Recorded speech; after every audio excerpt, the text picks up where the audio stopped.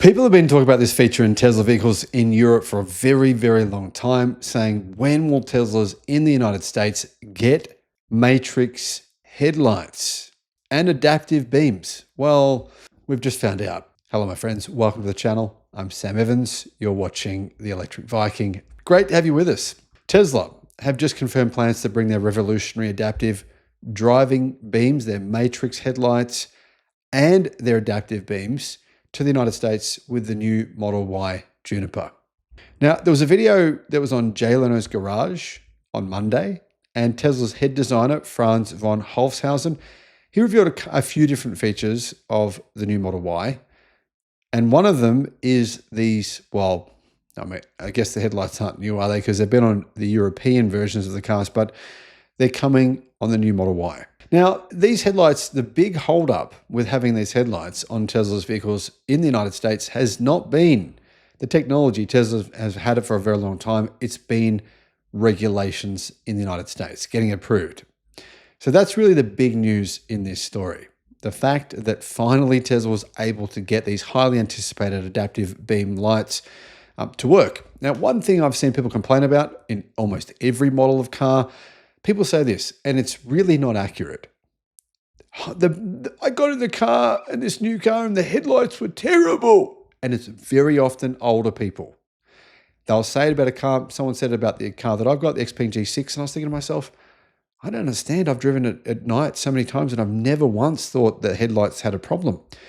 However, I think as you get older, sometimes you need brighter headlights. And what I found is that some cars have, they have their auto on-off high beam headlights, and they often don't work that well.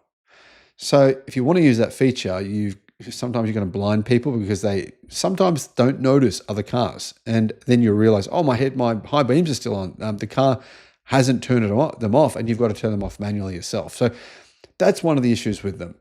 So getting back to the point, that is to say, I think headlights in most modern cars are pretty good. But as you get older, it becomes more of an issue.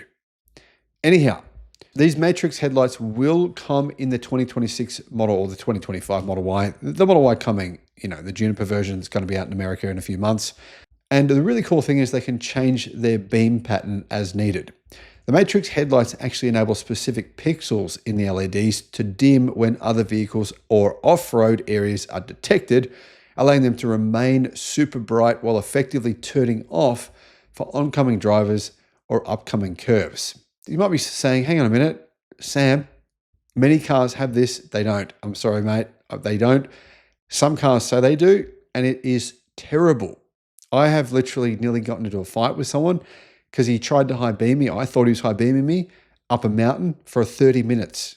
And I was trying to get away from this guy, and I couldn't. And he was literally just sitting right behind me with these headlights on.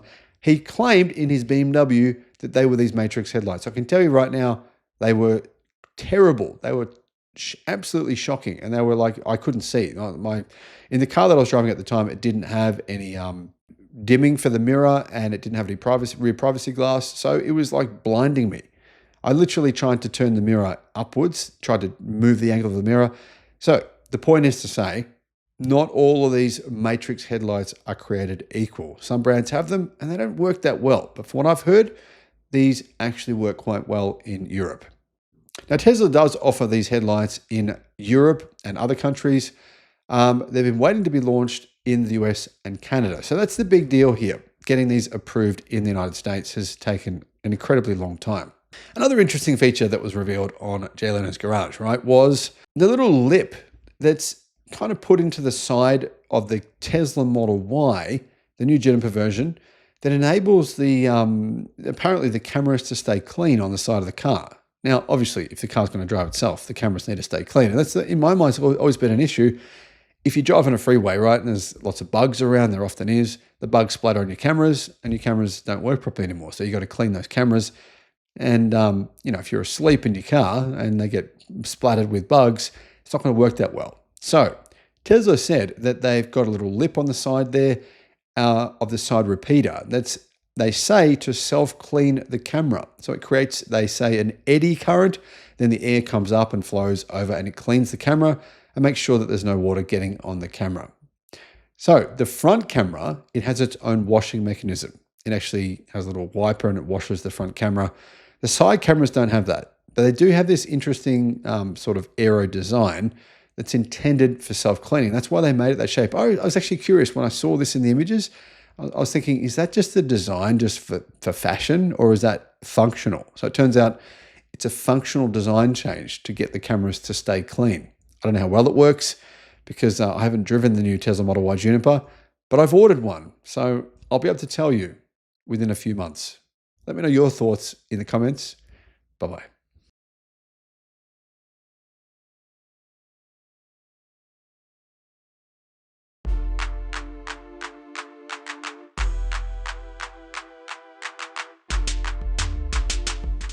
This car has finally arrived. I have placed an order within the last 10 minutes for the Tesla Model Y long range all-wheel drive. So in Australia right now, you can buy it in the new launch edition. The new launch edition is a few $1,000s more expensive, but you do get standard paint colors. You don't have to pay any extra money for different paint options, meaning the long-range all-wheel drive is basically the same price as the previous version of the long-range all-wheel drive. I'll compare this car in a series of tests versus my Xpeng G6, and I'll tell you guys what I think and how they actually compare. One big change on the new Model Y. Panel gaps have been significantly reduced, and Tesla say that this is because of a new casting method they're using that reduces the number of parts on the existing Tesla Model Y from 70 parts down to 1. They said that that means that they can make the car much more aerodynamically efficient, stronger, more rigid. It's also going to be faster for Tesla to manufacture them. Tesla famously manufactured their cars at the fastest pace of any car company in the world, but now they've just stepped the game up significantly. Hello, my friends. Welcome to the channel. I'm Sam Evans. You're watching The Electric Viking. Great to have you with us. Welcome to all the new subscribers. Guys, if you can support us on the channel as a YouTube member, that'll be amazing. I'll put a link in the description below. Tesla Model Y in China is the same price. The new Juniper version, it gets 10% more range. In Australia, though, there is a launch edition, and it will significantly increase the price, but you do get options for free that are normally a cost. So you get every paint color. You can choose whatever paint color you want, and you've got to pay more, though. The launch option of this car it's a fair bit more expensive. Pricing for the new Tesla Model Y has been revealed in Australia and it's been revealed in China. It's, well, significantly more expensive in Australia, $7,500 for the standard range version.